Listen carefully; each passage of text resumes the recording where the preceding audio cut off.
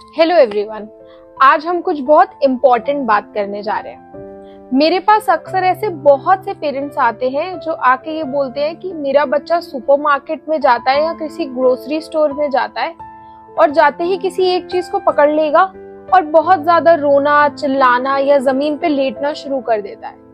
As parents हमें समझाइए कि हम उस टाइम की इरिटेशन, फ्रस्ट्रेशन या टैंट्रम से कैसे डील करें, क्योंकि उस समय हमें बहुत ज्यादा फ्रस्ट्रेशन होता है कि अभी इस सिचुएशन से कैसे डील करना है। एज अ साइकोलॉजिस्ट मेरे लिए ये डील करना बहुत डिफिकल्ट होता है, क्योंकि मुझे उन्हें ये चीज समझानी पड़ती है कि ये टैंट्रम एक साइन होता है इमोशनल डेवलपमेंट का बच्चे में। इसलिए आज हम इस वीडियो में यही चीज को और डिटेल्ड वे में समझेंगे कि टैंट्रम्स होते क्या हैं, टैंट्रम्स कब कब होते हैं, टैंट्रम्स क्यों होते हैं एंड सबसे इम्पोर्टेंटली इससे कामली और लॉजिकली कैसे डील किया जाए। इस वीडियो को शुरू करने में हमें सबसे पहले समझना पड़ेगा कि टैंट्रम होता क्या है। टैंट्रम एक बिहेवियर नहीं होता है, टैंट्रम एक सिग्नल होता है जो बच्चा अपने पेरेंट्स को या आसपास लोगों को दे रहा होता है, जो कि बताना चाहता है कुछ लेकिन वो उसे एक्सप्रेस नहीं कर पाता। फॉर एग्जाम्पल, बच्चे को टॉय चाहिए, चॉकलेट चाहिए या XYZ कोई भी चीज चाहिए, तो बच्चा वो चीज मांगेगा आपसे और जब वो डिमांड फुलफिल नहीं होती है फॉर लॉजिकल रीजंस, तो बच्चे को अपने आप को इमोशनली रेगुलेट करना नहीं आता, इसलिए वो चीखता है, चिल्लाता है, कभी कभी जमीन पे भी लोटेगा। In a few cases biting behaviour आता है, स्क्रैचिंग बिहेवियर आता है, बहुत ज्यादा प्रॉब्लम्स आने लग जाती है। सबसे पहले हमें ये समझना है कि टैंट्रम्स जो है वो 1.5 से 5 साल के बीच के बच्चों में शुरू हो जाते हैं, क्योंकि इस समय जो हमारा इमोशनल सेंटर होता है, जिसको हम एमिगडाला बोलते हैं ब्रेन में, वो क्वाइट एक्टिव हो जाता है और जो लॉजिकल रीजनिंग संभालता है प्रीफ्रंटल कॉर्टेक्स, वो उतना एक्टिव नहीं होता है। इसलिए बच्चे अपनी डिमांड्स तो रखते हैं लेकिन लॉजिकली समझ नहीं पाते जब वो चीजें पूरी नहीं होती हैं। इसलिए टैंट्रम को पहले समझिए कि क्या है, किस चीज के लिए है और बच्चा आपसे क्या कहना चाह रहा है।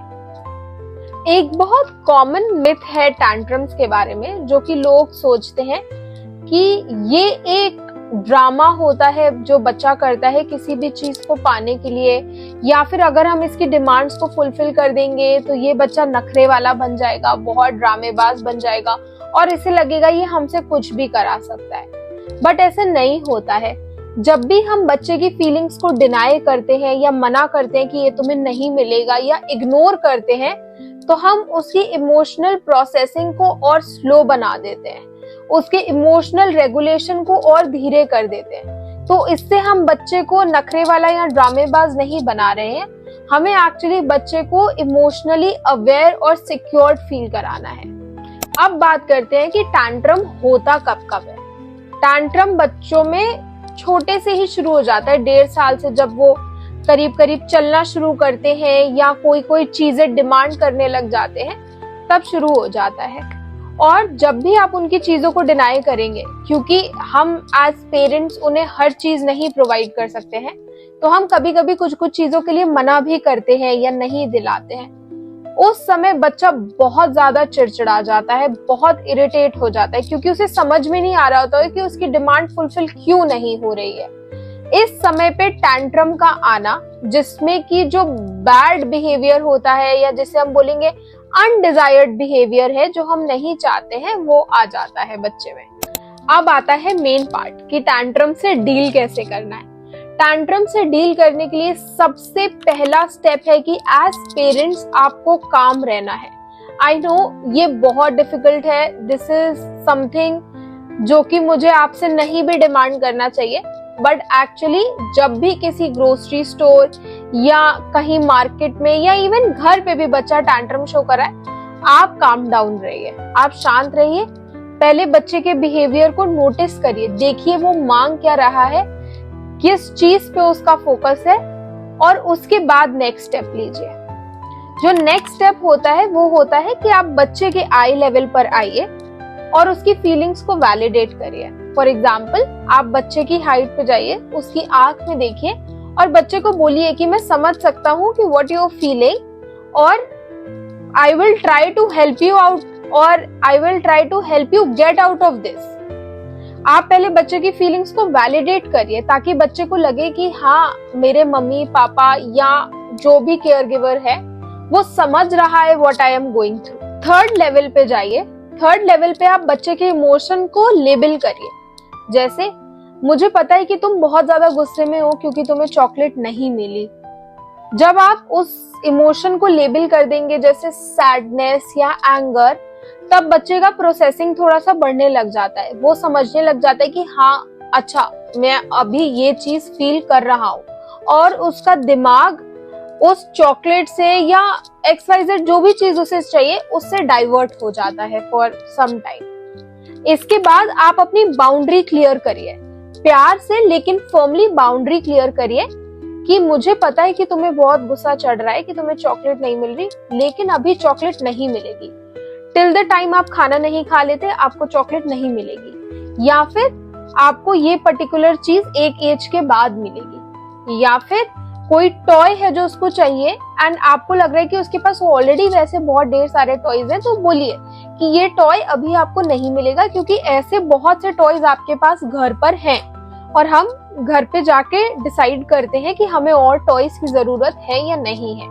आप बच्चे को लॉजिक देने लगेंगे तो बच्चे की जो लॉजिकल एबिलिटी होती है प्री फ्रंटल कॉर्टेक्स, वो थोड़ा और जल्दी काम करने लगेगा, तो वो चीजों को प्रोसेस करने के लिए आगे चल के बहुत इजी हो जाएगा। और ऐसा नहीं है कि बाउंड्रीज की वजह से बच्चे चिड़चिड़ाएंगे या इरिटेट होंगे।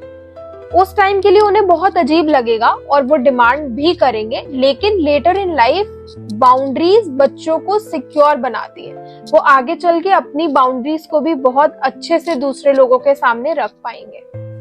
आपको बहुत फर्मली, बहुत कम वर्ड्स में अपनी बात बच्चे के आगे रखनी है। जितना आप एक्सप्लेन करेंगे उतना बच्चा अपनी डिमांड को और ज्यादा आपके सामने रखेगा।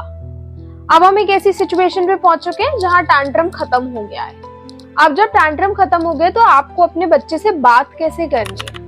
आपको सबसे पहला क्वेश्चन अपने बच्चे के आगे रखना है, वो ये कि उस समय तुम्हें क्या फील हो रहा था। तब बच्चा थोड़ी फीलिंग्स एक्सप्रेस करने की कोशिश करेगा कि मुझे चाहिए था, मैं आपसे नाराज था, आपको मुझे उस टाइम वो चीज प्रोवाइड करनी चाहिए थी। ऐसे लेबलिंग से बच्चा रियलाइज कर पाएगा कि वो एक्चुअली उस समय फील क्या कर रहा था, जिससे उसका इमोशनल क्वेश्चन और ज्यादा बढ़ेगा।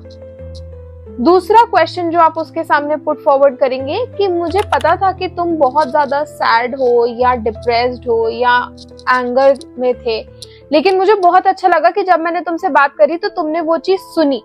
इसे हम कहते हैं अनकंडीशनल पॉजिटिव रिगार्ड। हम बच्चे की जो भी डिजायर्ड बिहेवियर है उसको अप्रिशिएट करेंगे, रीइंफोर्स करेंगे, तो बच्चा आगे भी वो चीज फॉलो करने की कोशिश करेगा। आई अंडरस्टैंड टैंट्रम्स इजी नहीं है, लेकिन अगर आपने समझ लिया कि टैंट्रम जो है वो आपके बच्चे का इमोशनल डेवलपमेंट है, तब वो आपके लिए एक अपॉर्चुनिटी बन जाता है बच्चे को चीजें सिखाने का। आपकी कामनेस और पेशेंस एक ऐसी सिचुएशन में बच्चे की फाउंडेशन को बिल्ड करता है। आपको ऐसी मेसी सिचुएशन में देख के जब बच्चा देखेगा कि इतने काम और इतने पेशेंस हैं, ऐसे ही वो आगे चल के यही सारी चीजें अपनी लाइफ में भी इम्प्लीमेंट करेगा। इसे एक अपॉर्चुनिटी की तरह लीजिए और ट्राई करिए कि आप अपने बच्चे के साथ जितना ओपन हो पाए, जितना उसकी फीलिंग्स को समझ पाए, उतना बेटर जाइए।